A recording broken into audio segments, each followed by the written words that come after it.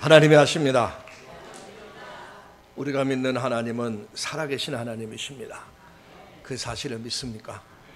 우리 오픈과 인사합니다. 참 잘 나왔습니다. 큰 은혜 받으시길 바랍니다. 오늘은 전 세계가 동시에 지키는 성서주일입니다. 그래서 성경의 중요성을 깨닫고 성경을 가까이 하는데 그 목적이 있습니다. 우리가 교회에서 신앙생활을 하다 보면 성경은 하나님의 말씀이다, 그 얘기 많이 들었어요. 그래서 모든 성도들이 성경은 하나님의 말씀이다 이렇게 생각합니다. 또 성경은 우리의 영혼의 양식이다, 그 다 얘기 들어요. 그 성경을 읽어야 된다 하면서 영혼의 양식이기 때문에 그 성경 말씀을 통해서 우리는 깨닫기도 하고, 성경 말씀을 통해서 우리 하나님의 인도하심을 받기도 하고, 또 내가 막 지치고 힘들 때 하나님의 말씀이 나에게 위로를 주기도 합니다. 그러니까 성경의 중요성은 다 알고 있어요. 근데 이제 문제는 성경이 하나님의 말씀인데 그 성경을 좀 더 가까이 하고 사모해야 되는데 우리의 삶의 현장 속에서는 실제 그리지 못하는 모습들이 많다는 겁니다. 오늘 이렇게 주일날 와서 하나님 말씀을 듣지만은 평상시 삶의 현장 속에서 물론 말씀을 가까이 하고 말씀을 읽고 묵상하는 사람들이 있지만은 많은 성도들이 전혀 일주일 동안 성경 한 번도 읽지 않고 그냥 성전에 와서 예배드리는 것으로 신앙생활을 다 한다고 그렇게 생각하는 경우들이 많다는 얘기입니다.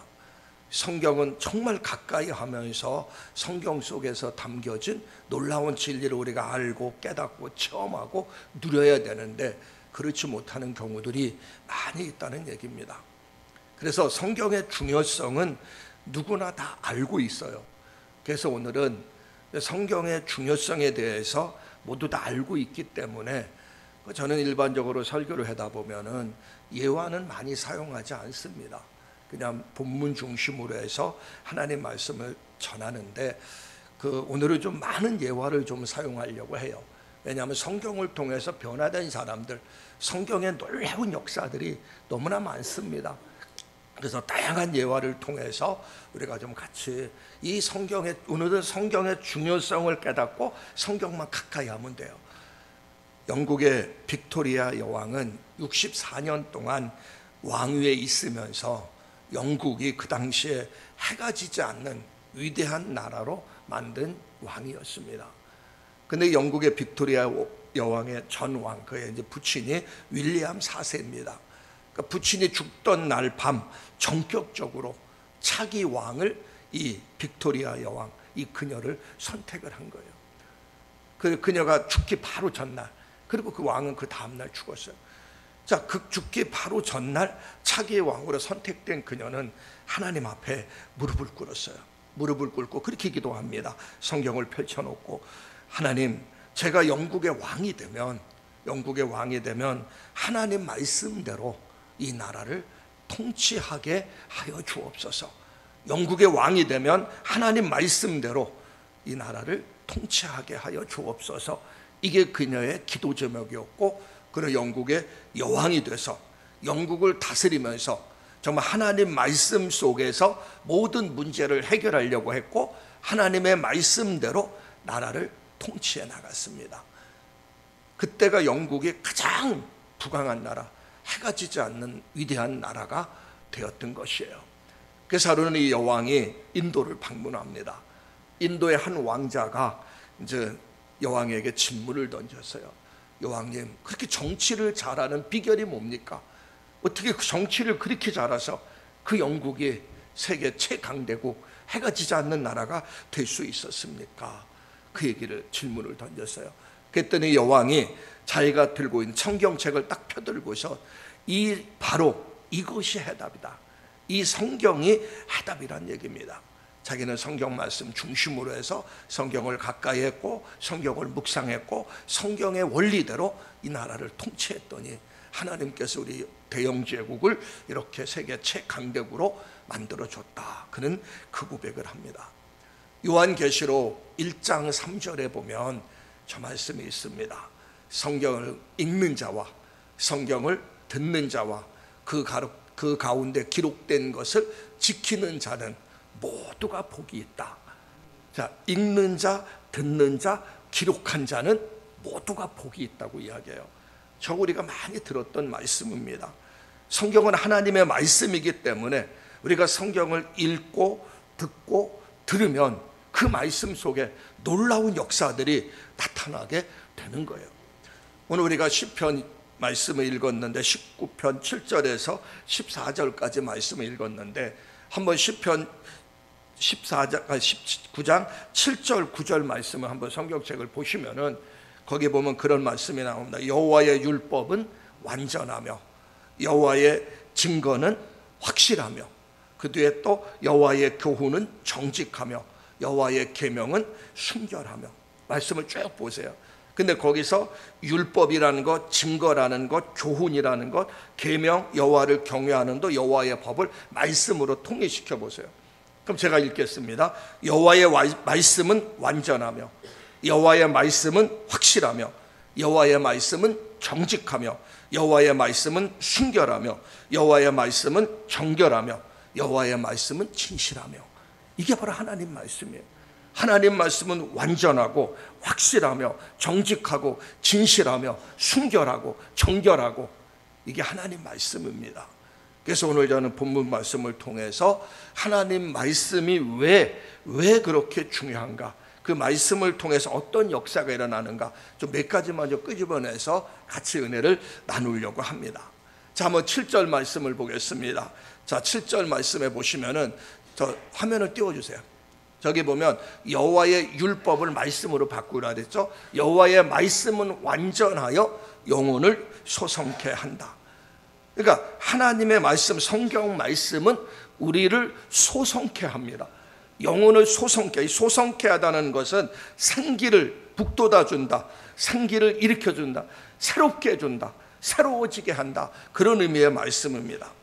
자, 한여름에 가뭄이 들어서 비가 오지 않았어요. 농작물들이 말라 비틀어지고 있습니다. 시들시들해져요. 자, 그런 때 하늘에서 비가 내립니다.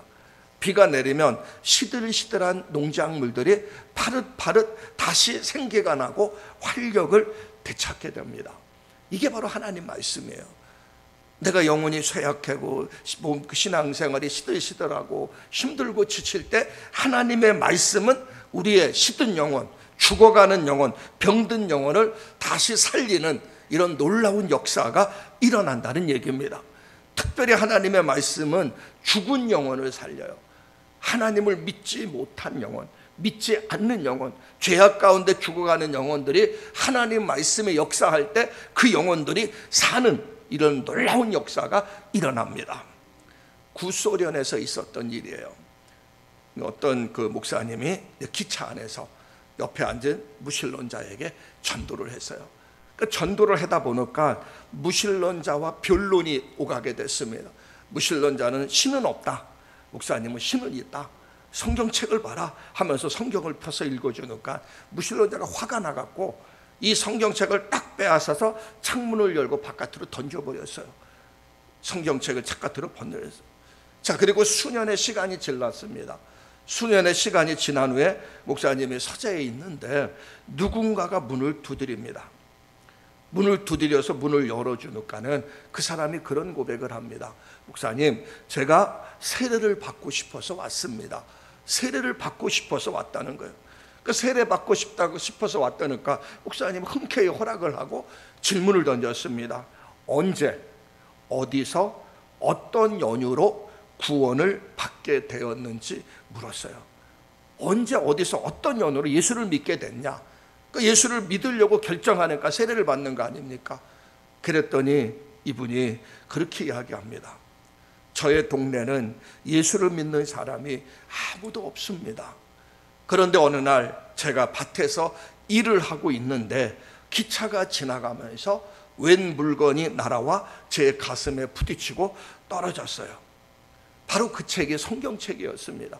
그래서 저는 그 성경책을 그날부터 읽었어요. 성경을 읽다 보니까 내가 죄인임을 깨닫게 됐고, 성경을 읽다 보니까 내 죄를 위해서 예수님이 십자가에 죽으신 것을 알게 됐고, 영접하는 자고 그 이름을 믿는 자는 하나님의 자녀가 된다고 했고, 그 성경을 읽다 보니까 구원에 대해서 알게 됐습니다. 그 예수를 믿게 됐습니다. 세례를 받아야 되는데 세례 줄 사람이 없어갖고 수소문해서 목사님을 찾아왔습니다. 그러는 거예요. 그 성경책이 뭡니까? 목사님이 무신론자에게 빼앗긴 그 성경책이에요. 무신론자가 그 창밖으로 던진 그 성경책이 목사님 그 농부의 가슴에 떨어졌고, 농부는 그 성경책을 버리지 않고 집에서 읽다 보니까 그 성경을 통해서 살아계신 하나님을 만나게 된 겁니다. 말씀을 읽을 때 농부의 영혼이 소생한 거예요. 새로워지고 변화됐다는 겁니다. 이 성경이 바로 이런 역사가 일어나는 거예요. 성경을 통해서 구원을 우리는 받을 수가 있는 겁니다. 여러분, 영화 중에서 배너란 영화 아시지 않습니까? 배너, 정말 수많은 사람들이 배너를 통해서 하나님을 만났고 예수를 믿게 됩니다. 그 위대한 걸작 배너가 탄생하게 된 이유도 성경책 때문에 그래요. 그 배너를 지은 저자는 무신론자입니다. 유웰리스라고 무신론자예요. 반기독교 운동을 하는 사람이었어요. 반기독교 운동을 하고 무신론자였지만 그가 기독교를 반대 운동을 하다가 기독교의 경전인 성경을 읽어야 되겠다. 그래야지 반대가 나오는 거 아닙니까? 그래서 창세기부터 쭉 읽어갑니다. 읽어가다가 사복음서를 읽으면서 그가 도저히 더 이상 읽을 수가 없습니다. 왜? 우리가 죄인이고 예수께서 내 죄를 내 십자가에 죽으셨고 그 예수를 믿어야 구원 얻는다는 그 진리 앞에 그가 무릎을 꿇고 하나님 앞에 기도합니다. 하나님, 내가 죄인입니다 하면서 고백하고 예수님을 영접을 합니다. 회개해요. 완전히 새로워진 인간으로 바뀌어집니다. 그러면서 하나님 앞에 그가 기도합니다. 그럼 내가 하나님 어떻게 해야 됩니까? 내가 그렇게 하나님 무지해서 반기독교 운동을 벌였는데 이 땅에 수많은 영혼들 어떻게 해야 됩니까? 그러면서 그가 기도하면서 결정한 것이 글을 쓰기 시작한 겁니다. 그래서 배너라는 글이 나오게 된 것이고, 그게 영화로 만들어져서 수많은 사람들이 배너를 통해서 살아계신 하나님을 만나게 된 겁니다. 하나님의 말씀은 우리 영혼을 소성시켜요. 이것이 성경에도 나옵니다. 히브리서 4장 12절 말씀, 저 말씀 한번 같이 한번 읽습니다. 시작. 하나님의 말씀은 살아있고 활력이 있어 좌우의 날선 어떤 검보다도 예리하여 혼과 영과 및 관절과 골수를 찔러 쪼개기까지 하며 또 마음의 생각과 뜻을 판단하나니. 저 말씀 그대로 둬보세요. 여러분, 저 말씀 보면은 하나님의 말씀이 어떤 역할을 하는가 저기 나왔죠. 살아있고 활력이 있어 좌우의 날선 어떤 검보다 예리하여. 근데 저 말씀이 실제 가슴에 와닿아야 돼요. 제가 저 말씀을 볼 때마다 참 간증거리가 많습니다. 제가 그 대학교 다닐 때 이제 신학을 결정하고 나서 성경을 많이 읽었어요. 많이 읽는데 저 말씀을 읽을 때 말씀이 성경책에서 살아 움직이는 것이 보이는 거예요. 막 저 살아있고 활력 있다 그랬지 않습니까? 이 기록된 말씀이 그냥 글씨 아니에요. 글씨가 딱 튀어나오면서 막 꿈틀꿈틀 움직이는 겁니다. 그때 저 말씀의 의미를 깨닫게 돼서, 아, 저거구나. 하나님 말씀이 살아서 운동력이 있구나. 저 말씀이 우리의 심령 속에 역사할 때 변화가 나타나는구나. 새로워지는구나. 이게 말씀의 능력이에요. 우리는 이걸 체험해야 됩니다. 그러니까 늘 하나님 전에 나올 때 하나님의 말씀이 들려지게 하시고, 성경을 읽을 때도 말씀이 읽혀지게 하시고 하면서 말씀을 가까이 하셔야 돼요. 말씀을 가까이 하시기를 주의 이름으로 축원합니다. 이태리의 시실리 섬에서 일어난 사건입니다. 어떤 전도자가 길을 가다가 산속에서 강도를 만나게 됩니다. 그 가지고 있는 돈을 다 뺏겼어요. 그리고 소지품은 모조리 불 속에 집어넣으라고 호령이 떨어졌어요. 그 이 전도자는 자기의 소지품은 모두 다 불 속에 던졌는데 성경책만은 불 속에 던질 수가 없었던 겁니다. 그래서 강도에게 그렇게 이야기했습니다. 내가 이 책을 불 속에 던지긴 던지겠는데 당신이 여기 책에 기록된 말씀이 궁금하지 않냐고. 그래서 내가 당신에게 한두 마디만 읽고 이걸 불 속에 던지겠다고 이야기했어요. 강도가 좋다고 이야기한 겁니다. 그래서 그 사람에게 전도자가 구약성경 시편 23편을 폈어요. 여호와는 나의 목자시니 내게 부족함이 없으리로다. 그가 나를 푸른 풀바 하면서 시편 23편을 쫙 읽었어요. 그때 강조가 그 말씀을 딱 듣고 참 그 말씀 좋구만. 그건 나도. 그래서 성경책은 옆으로 제껴놨어요. 구약성경은. 근데 신약성경이 있지 않습니까? 그 신약성경을 또 펴서 읽었어요. 마태복음 5장. 심령이 가난한 자는 복이 있나니 천국이 저의 것이요. 그 마태복음 5장을 읽더니 그분이 또 그런 거, 그 말씀도 좋다고, 그거 놔두라고. 그래서 구약성경과 신약성경은 불태우지 않고 나머지는 다 불태웠고, 구약성경과 신약성경과 빼앗은 돈은 갖고 강도가 도망갔어요. 가지고 이제 그 자기 갈 길로 간 것이죠. 자, 그리고 나서 시간이 수년이 지났어요. 수년이 지났는데 어떤 목사님 한 분이 이 전도자를 찾아왔습니다. 찾아와서 그래요. 날 기억하십니까? 아니요, 전혀 기억이 없습니다. 그러시면 수년 전에 강도를 만나서 돈과 성경책을 빼앗긴 일은 기억이 납니까? 그랬더니 전도자가 이야기해요. 예, 기억납니다. 그 사실은 기억납니다. 그러다 목사님이 그 전도자에게 그런 표현에서 죄송합니다.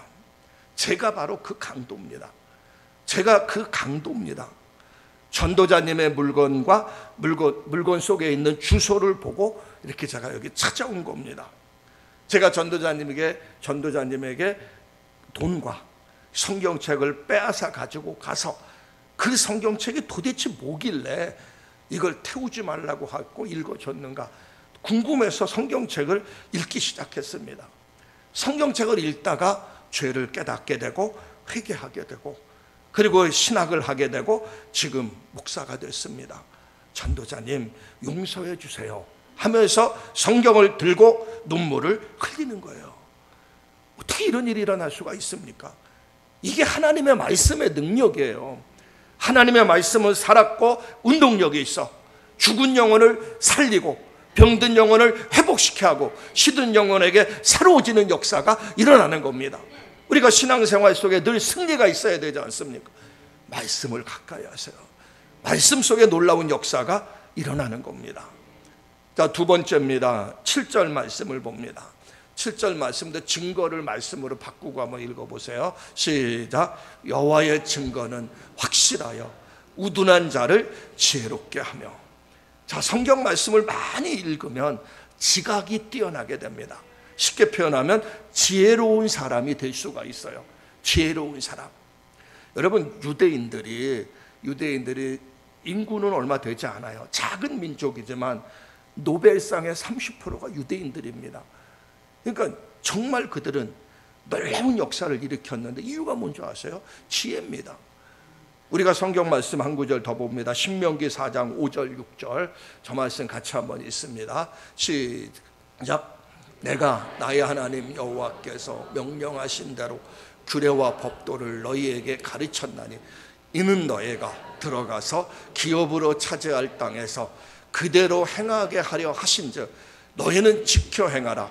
이것이 여러 민족 앞에서 너희의 지식이라.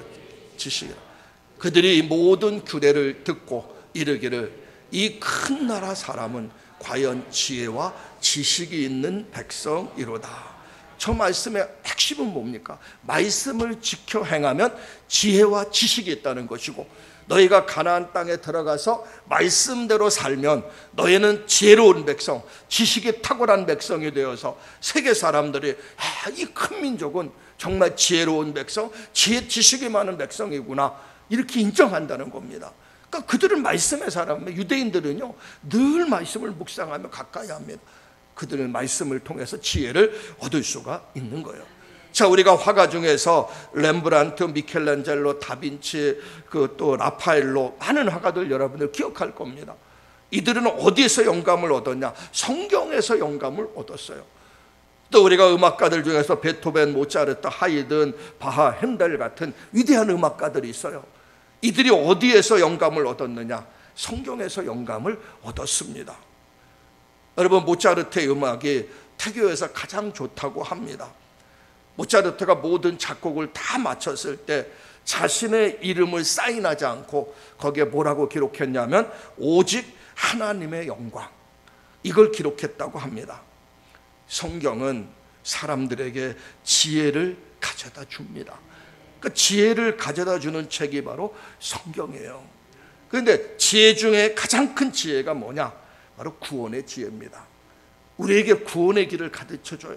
그래서 디모데후서 3장 15절에 보면 그리스도 예수 안에 있는 믿음으로 말미암아 구원에 이르는 지혜를 가져다 준다, 성경은 이야기하고 있습니다.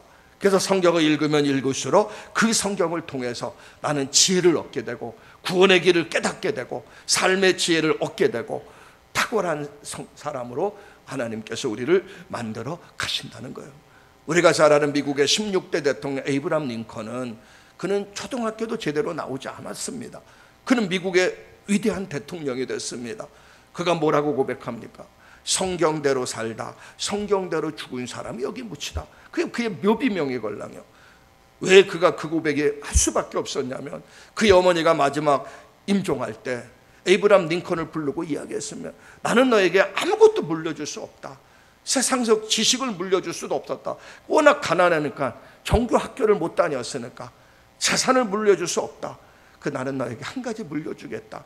하나님 말씀인 성경.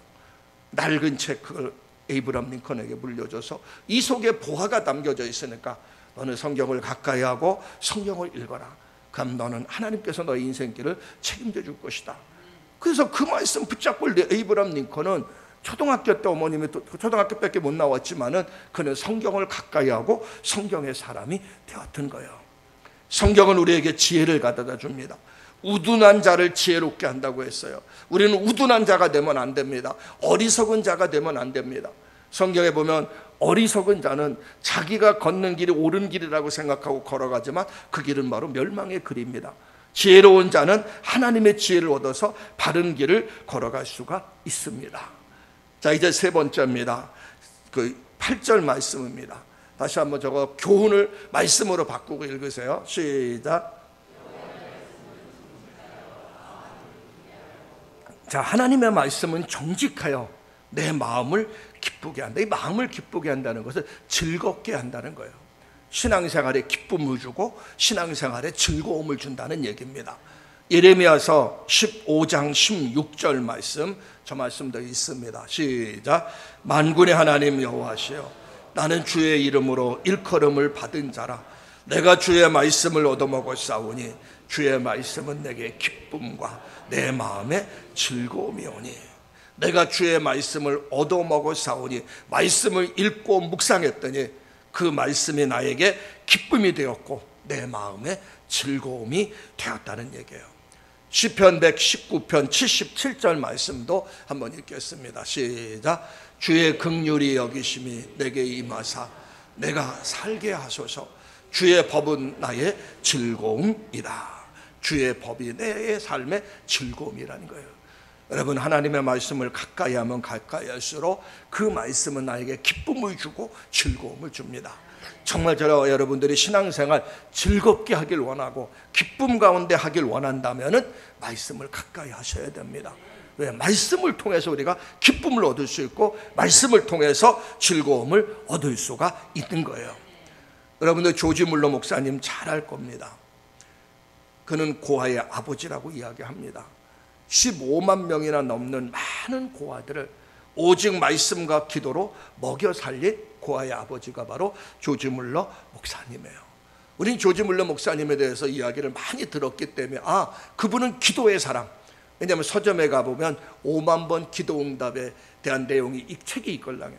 그러니까 그는 기도의 사람이다. 기도로 고아원을 운영했고 양육했고 기도로 이끌어갔다, 이렇게 얘기합니다. 물론 맞습니다. 조지 물러 목사님은 기도의 사람이에요.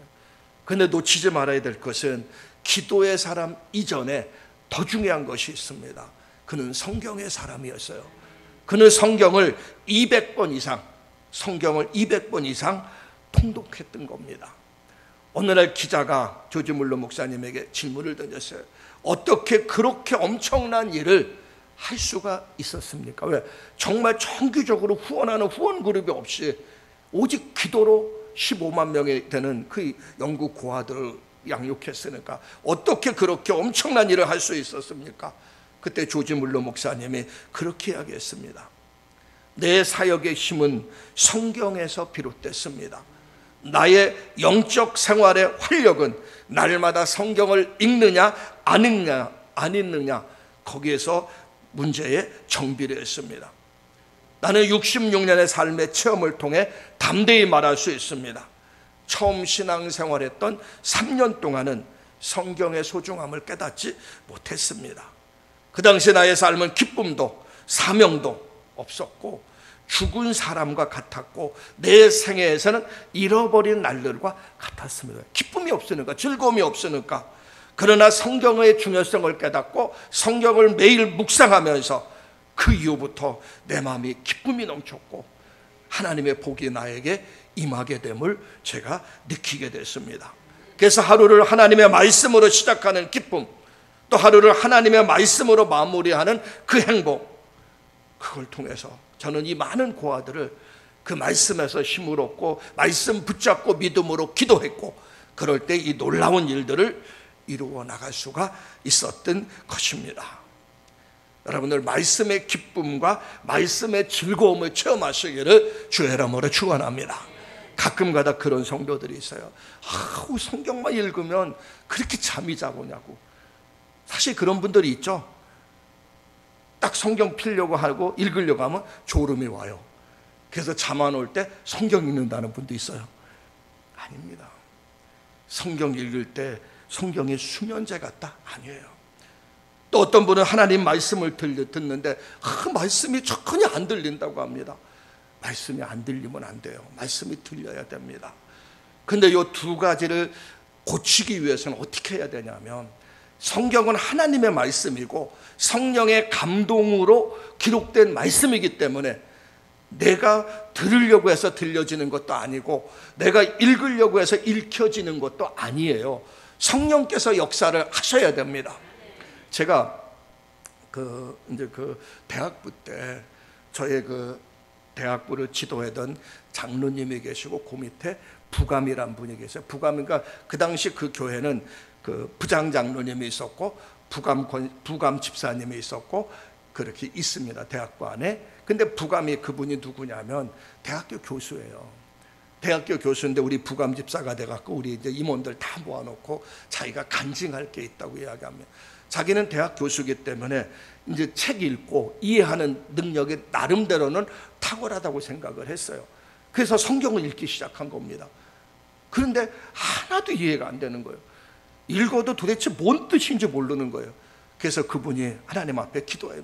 하나님, 성경을 읽는데도 도대체 이게 뭔 뜻인지 모르고 이해가 안 된다고.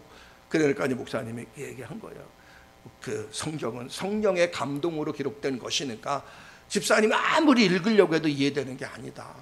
그러니까 집사님이 성령님의 도우심을 구하라. 성령님, 성경을 읽을 때 깨닫게 하시고 눈을 열어주시고 그 성령님의 도우심을 구하라는 거예요. 그러니까 이분이 성령님의 도우심을 구한 거예요. 그러니까 성령의 도우심을 구하니까 성경이 읽어지는 거예요. 성경이 깨달아지는 겁니다. 너무나 기쁜 거예요. 그래서 성경의 맛을 체험한 겁니다. 성경은 성령의 도우심이 필요해요. 자, 또 한 가지입니다. 제가 이제 풍산교 오기 전에 있던 교회에 장로님이 계시는데 이분은 선생님입니다. 그러니까 그 교회 장로님이 5분 계셨는데 3분이 학교 선생님이에요. 근데 이제 목사님은 연세가 많으셨어요. 연세가 많으시니까 설교를 그렇게 탁월하게 하기보다는 구수하게는 하지만은 이게 장로님들에게 은혜가 안 된 거예요. 그러니까 장로님들이 늘 입에서 불평해요. 설교를 왜 저렇게 하시냐고. 그래서 하루는 목사님이 외국에 갈 일이 있었어요. 그래서 장로님들에게 첫 주씩 설교를 맡겼어요. 그래서 이번 첫 주는 아무개 장로님, 두 번째는 아무개 장로님에게 맡겼어요. 딱 맡겼는데 이제 그리고 나서 이제 장로님이 이제 맡겼으니까 이제 자기 학교 선생님이니까 한 분은 고등학교 선생님이었고 한 분은 이제 대학 학교 장학사였어요. 그러니까 고등학교 선생님인 그분이 자기는 이제 선생님이니까 가리키는 것만은 자신 있다. 그래서 철저하게 서점에 가갖고 강해 설교지 또 여러 가지 설교 자료들 다 준비해 가갖고 아주 철저히 교환 만들어서 준비했어요. 자, 그리고 새벽 예배 딱 섰습니다. 자기 교환이 있으니까 학교 애들 가르치는 것처럼 교환이 있으면 가르칠 수 있지 않습니까? 딱 설교를 섰는데 앞이 하나도 안 보이는 거예요. 원고는 있는데 앞이 안 보여. 그러면서 횡설수설하고서 첫째 날 설교를 마쳤어요. 두 번째 날이 됐습니다. 첫째 날 설교를 실패하고 나서 두 번째 날 설교를 하는데, 첫째 날 실패했으니까 교훈을 삼아서 글씨도 더 크게 하고, 그래서 좀 다 외워갖고 이제 섰어요. 근데 둘째 날도 흥설수설하고 엉망으로 됐어요. 그렇게 일주일 동안 설교 엉망돼 버렸어요. 그러니까 우리는 모르죠. 듣는 우리는 몰라요. 왜냐하면 엉망이지 아닌지. 근데 본인이 생각하기엔 엉망이에요. 자, 그리고 나서 일주일 설교 딱 끝난 뒤에 그 이제 권사님이 저한테 그래요. 우리 장로님 일주일 동안 설교하고 엄청나게 회개했습니다. 그러니까 그러면서 지금 제가 한 얘기를 이야기하는 거예요. 자기는 가르치는 데 은사가 있고 학교 선생님이니까 설교 자신 있다고 생각하고 했는데 아니라는 거예요. 이 설교는 이 하나님의 말씀, 하나님의 말씀이기 때문에 세상적 지혜나 세상적인 방법으로 하는 것이 아니에요. 성령께서 역사하셔야 돼요. 성령께서 감동을 주셔야 되고 성령의 능력으로 말씀이 전해지는 것이지, 하나님이 막으시면은요 아무리 글씨 크게 써도 하나도 안 보입니다.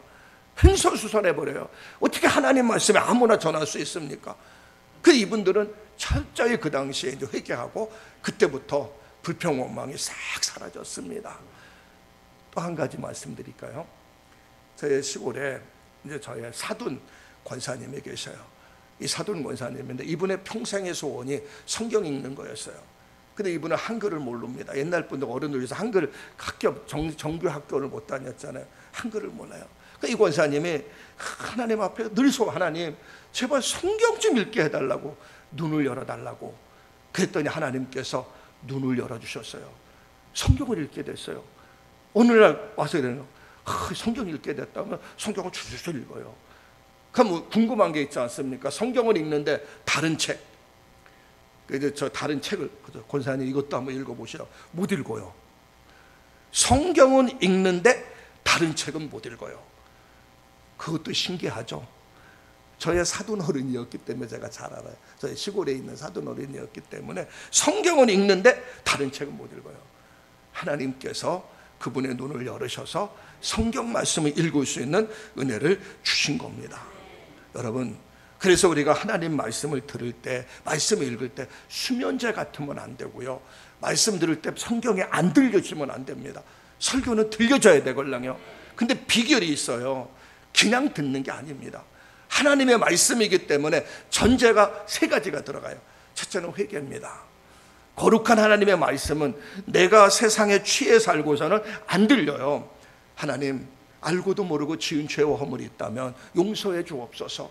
우리가 주일날 이렇게 예배 나오면 먼저 회개해야 됩니다. 하나님, 우리가 알고도 모르고 지은 죄 있으면 회개해 주. 왜 정결한 가운데 말씀이 들려지는 거걸랑요. 회개해야 돼요. 첫째는. 그리고 두 번째는 뭐냐면 성령을 사모해야 됩니다. 성령님 이 자리에 오셔서 하나님 말씀이 들려지게 하시고 하나님 말씀의 은혜가 되게 해 주옵소서. 성령의 도우심을 구해야 돼요.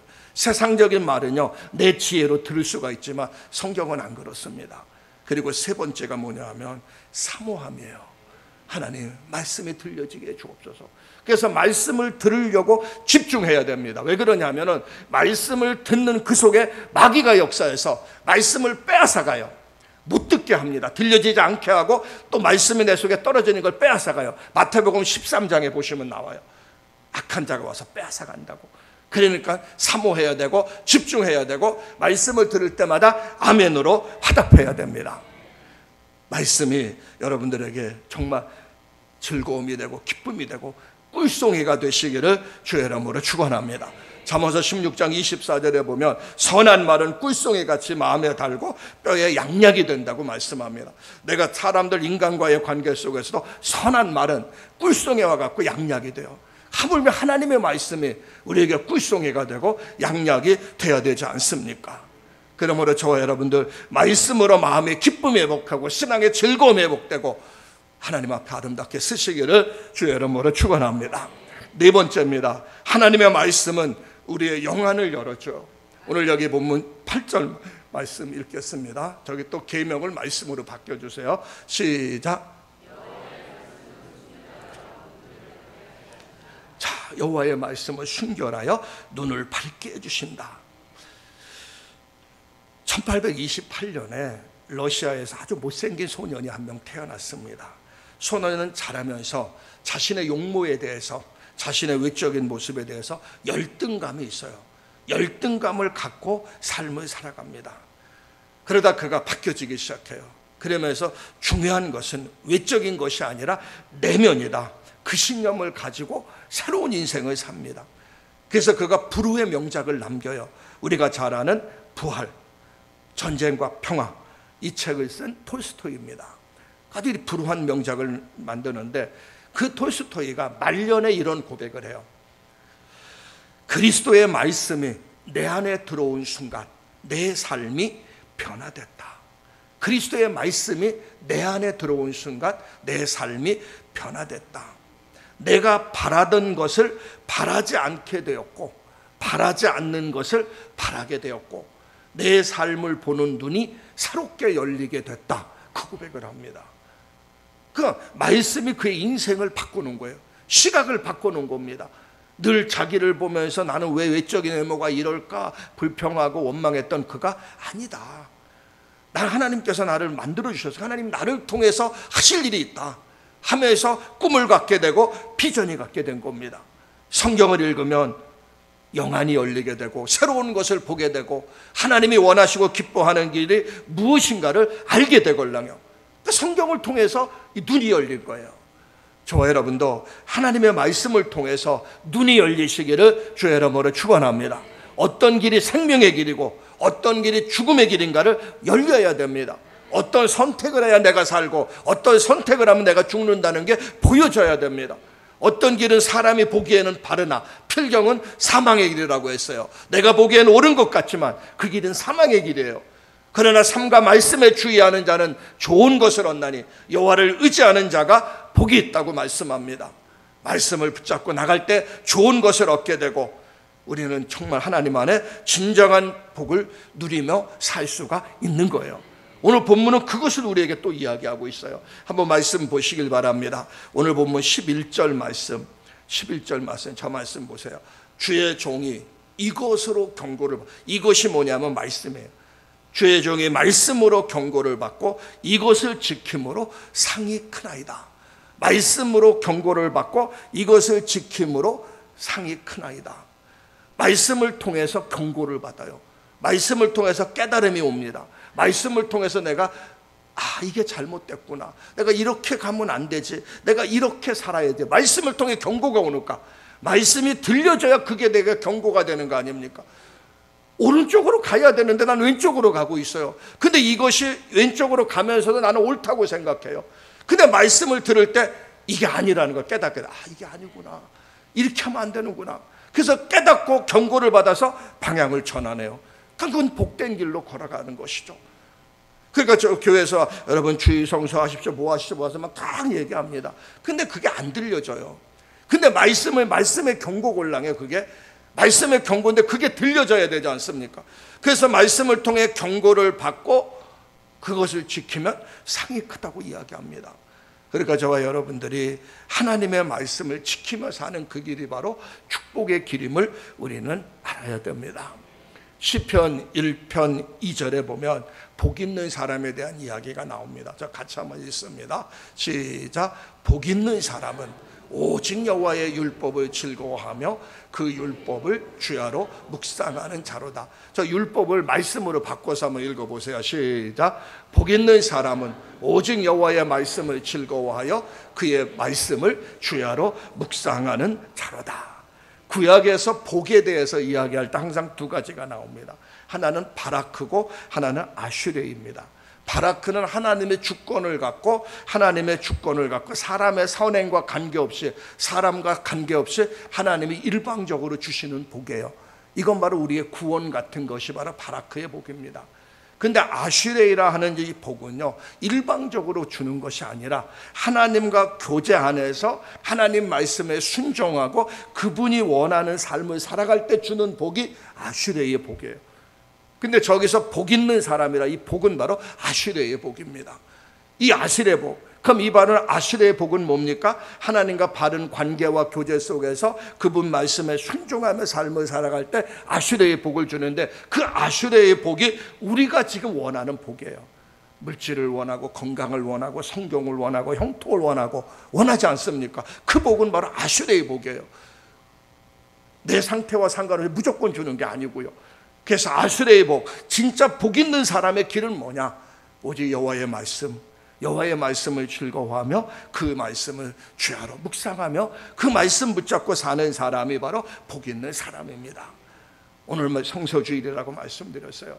그래서 너무나 많은 예화가 들었어요. 근데 예화를 한 이유는 뭐냐? 좀 더 쉽게 이해하기 위해서 정말 성경 말씀을 내가 가까이 해야 되겠구나. 이제 오늘 이후로 하루에 최소한도 30분 정도, 우리가 저 바른 신앙생활 실천하게 나오지 않습니까? 하루에 30분 이상 성경을 읽자고. 최소한도 우리가 성경을 읽고, 우리 남녀 전도회 또 셀 목장에서 서로 성경 읽기를 독려하면서 성경을 가까이 하시고 하나님의 말씀을 즐겁게 묵상하시면서 정말 말씀의 중요성을 깨닫고 말씀의 사람들 다 되시기를 주의 이름으로 축원합니다. 우리 같이 한번 기도합니다. 오늘 말씀을 붙잡고 합심으로 기도합니다. 오늘 아버지 하나님